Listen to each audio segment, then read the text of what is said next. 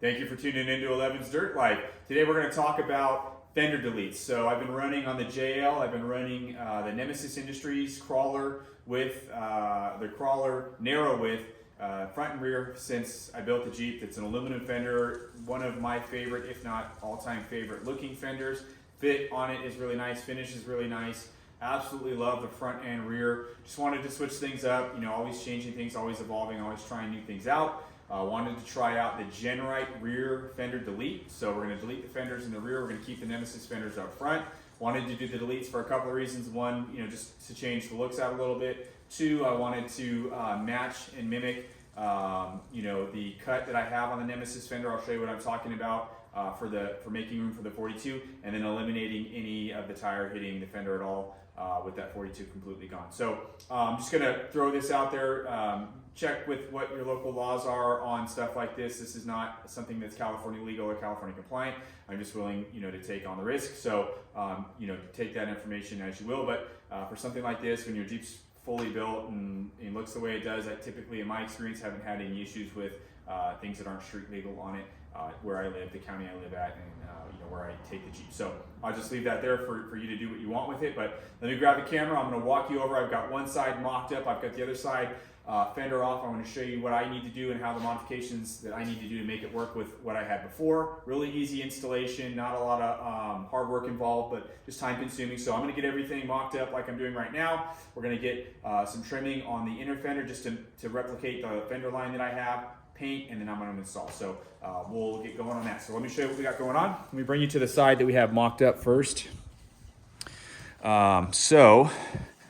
Pulled the fenders off last night. We did some other work on a buddy's Jeep. We did some beadlock installation. So working on these today. You can see I've got the fender delete, the aluminum fender delete, you know, just loosely bolted in. I just a couple bolts holding it in place in the wheel well. And as you can kind of see from here, this is where we had trimmed my Jeep prior to, you know, when I built it to clear for 42s. When I built it, I knew I wanted to run 42s. They weren't available from the Milestar at that time. So we trimmed in with 42s in mind for down the line. So I want to keep that same, you know, opening. So what I'm probably going to do is get on the back side of this with a Sharpie and just run a line where it needs to be, and then just try and get that as clean as possible. So nothing really up here. This is actually pretty good. And then just a little bit here. So this is kind of just going to be like an angle cut right there. So I'll get that all cut how it needs to be cut. I'll paint these real nice. Just going to go with black, and we will have the deleted fender on the rear. So really cool look in my opinion. And again, just eliminating that, having that tire making any contact with that to give me the full travel. It's not that big of a deal. This is more to me just kind of to switch the look of the Jeep up a little bit. And then I can always, the beauty of what happened with this, for me, I was really fortunate, is I'll show you on the other side. Let's go ahead and go to the other side. Is so when I put the Nemesis fenders on, you got to cut and pull the fender off, and you got to drill a bunch of holes and pop a bunch of nutserts in so that the Nemesis fenders bolt on. Well, you can see this side here, there's nothing on it. The fender's missing. So all of my nutserts right here for my Nemesis fenders that I've already done, every single one of those lines up perfectly with the Genright fender delete. So that was awesome. I do have to drill out this hole and this hole, just widen it and pop a nutsert in here, which is really easy. I'm just using a 3/8 drill bit. And then I've got my nutsert tool, which if you don't have one of these and you do any sort of like fender installation or, you know, kick plate installation or just anything, this thing is worth its weight in gold. Highly recommended. I have the Astro 1442. I've had it for years. I think I got it off Amazon. They're not that expensive. And what that does for people that aren't familiar is this is a nutsert or a rib nut. This would go into the hole here.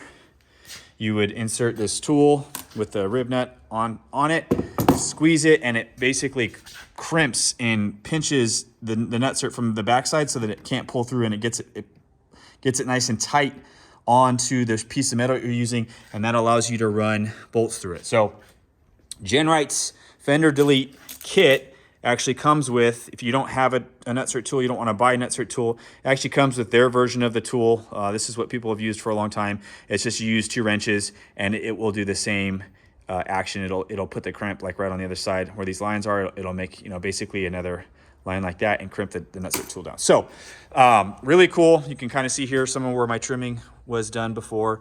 And then we're gonna paint these, like I said, black. I'm gonna show you just what the Fender Delete looks like by itself. You know, it's Genright, so obviously good quality aluminum. Everything's cut really nice. So not a lot that needs to be done. I'm just gonna scuff it up. For me, when I paint aluminum or steel or anything, I usually will grab like a red Scotch-Brite pad and just rough it a little bit and then clean it really nice. Cleaning is the main thing, and then I'll just hit it with a paint and primer combo. I've done steel it in the past. I think for these, I'm gonna use a satin black, a little bit shinier black to match the wrap.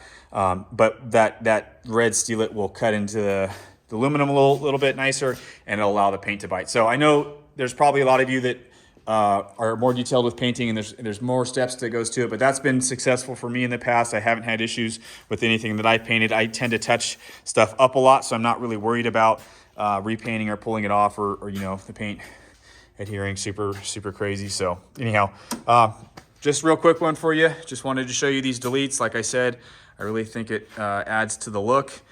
Just going to show you what we're taking off since I got the camera and we're rolling. So these are the Nemesis. I'm going to keep these. So before you ask what I'm doing with these, or if you can buy them, I'm actually going to hold on to them in case for whatever reason I need to throw them back on. You know, if I get a fix-it ticket or something like that, we'll throw them back on. Or if I just want to switch back to it at some point, I can, because like I said, I have all of these nuts and holes drilled out, which is, to be honest with you, don't be intimidated by doing something like this. It's really easy to drill the hole and throw the nutsert in. Just take your time, make sure you get the nutsert in there nice and straight so that the bolt's not going in cockeyed.